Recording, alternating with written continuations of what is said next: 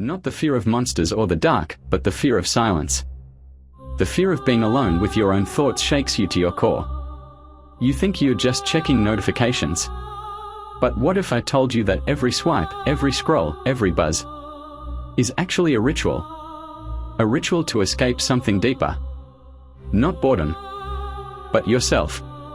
Philosopher Blaise Pascal once said, "All of humanity's problems stem from man's inability to sit quietly in a room alone."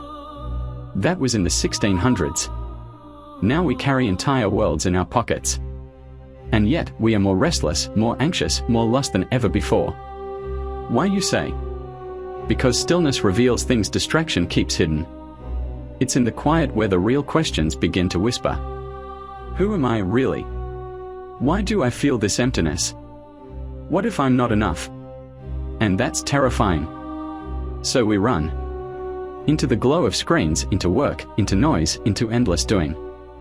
We confuse motion with meaning. We call it productivity. We call it connection. But what if it's just fear in disguise? You see, we were never taught how to be with ourselves. Not really.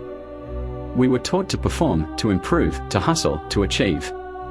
And when the applause dies down, what's left? A silence that sounds a lot like truth. And that truth can be unbearable. The Stoics knew this. They practiced silence not as an escape, but as a return. A return to the self. Marcus Aurelius, Emperor of Rome, wrote in his journal, "Nowhere you can go is more peaceful, more free of interruptions than your own soul." But how many of us actually go there? We spend more time curating how we look to the world than discovering how we look to ourselves.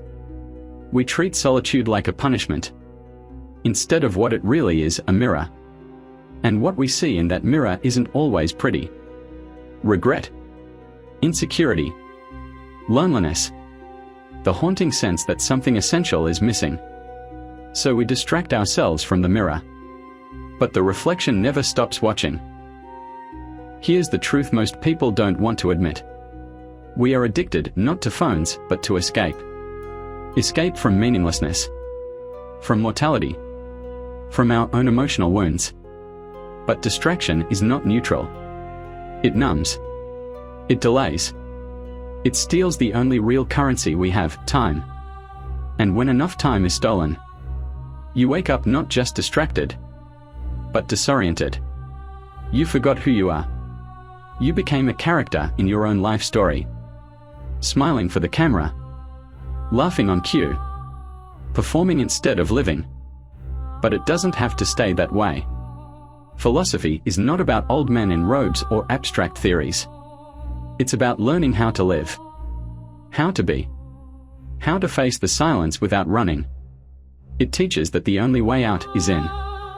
Not into apps or algorithms, but into awareness. And once you start listening, really listening, you'll hear something beneath the noise. A signal.